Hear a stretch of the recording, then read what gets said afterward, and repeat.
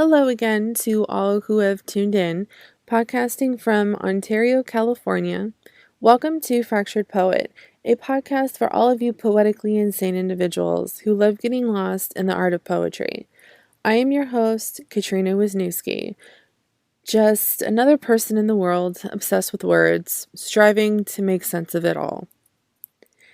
The poems I have picked out today are a piece of my diary in poetry form. I try to pick out poems for each episode that are of the same genre or have the same content rather than just picking random poems to read out loud. I won't get too much into detail before reading it, but these poems brought out the vengeful, take no shit side of me. I have been burned by a lot of people, and there comes a time where a line needs to be drawn, a point of no return, basically. And I guess these two poems sort of reflect that. This poem is called Voids Undefined. The feelings I keep locked away have consumed a numbness within my soul, forcing me to walk away and not give a damn. I embrace your misfortunes and use them to my advantage. Is this wrong of me? Revenge burns deep in my veins, as if infected with an icy hot, cold substance. While detaching from those who do not matter, to watch you suffer is enticing, an emotion that flows with ease, recalling no urge of remorse. Your existence is uncanny, such a petty excuse for a human. You're a void within a void.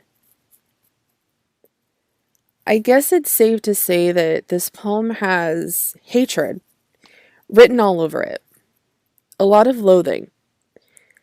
Each word that I chose for this poem, I chose wisely, especially to describe and explain my feelings and emotions during the time I began writing this poem.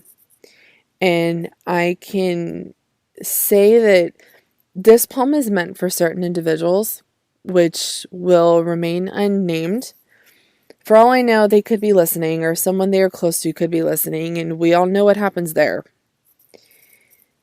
As I mentioned before, I have been burned by a lot of people, and most of the time, my poetry reflects those moments and some of those individuals. Whatever the outcome of the poem is out of my control. I go where the words take me, and if it fits, well, you know what they say. But I'll move on to the next one. It's called Spiteful. Your words are my ammo. Whatever you say bounces off of me and sticks to you. These pathetic games you engage in are child's play. Gear up, honey, because it's going to be a bumpy ride. You are everyone's favorite little victim. But please, don't underestimate me. You won't be the victim when I am done with you. Dissecting your motives like a dysfunctional brain, there are so many flaws. I'll just chalk you up as a lost cause. I love this poem because everything about it clings to me in a way that I can't really explain. It reflects so much of what I've gone through, and it reveals that adults never really do grow the fuck up. There's always some kind of mind game going on one way or another, and it's quite pathetic, actually. I sometimes reread my poems like this, and I feel that anger and rage build up all over again. And I feel every ounce of emotion I felt at the time of composing this poem or that poem and the situation that drove me to write it. When I feel the need that I need to vent something off, I open up a Word document on my laptop and I start pounding the keyboard until I'm done saying what I need to say. And the best part of that process is that I get motivated enough to write a poem about everything I just vented out. It's a system I've learned over the years and still learning to create since I started writing poetry. The system I have created, I can open up a Word document, I can vent out as much shit as I want to, basically a diary, I guess. And I can take some of those words and go with that rage and form a poem out of it.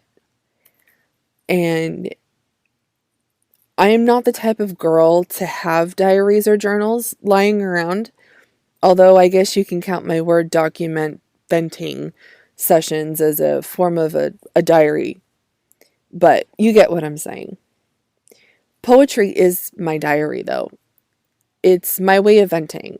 It's how I express my feelings at that given time. It's a way to write out my darkest secrets, and no one would know what I was talking about. Almost like in code. Or everything I write may have no value at all other than what it is, because after all, it's just a poem. Well, that's all for today's show. Seems a lot shorter today for some reason. Again, I can't give enough thanks to all of those who have taken interest into this podcast. You can catch this episode and further episodes at anchor.fm/fractured poet. This episode of Fractured Poet was written and produced by me, Katrina Wisniewski. Music by both Alternative Rock Volume 1 and Electronica Volume 4 from the website freeplaymusic.com. You can also follow me on Instagram at Fractured Poet. And as always, thanks for listening, and until next time.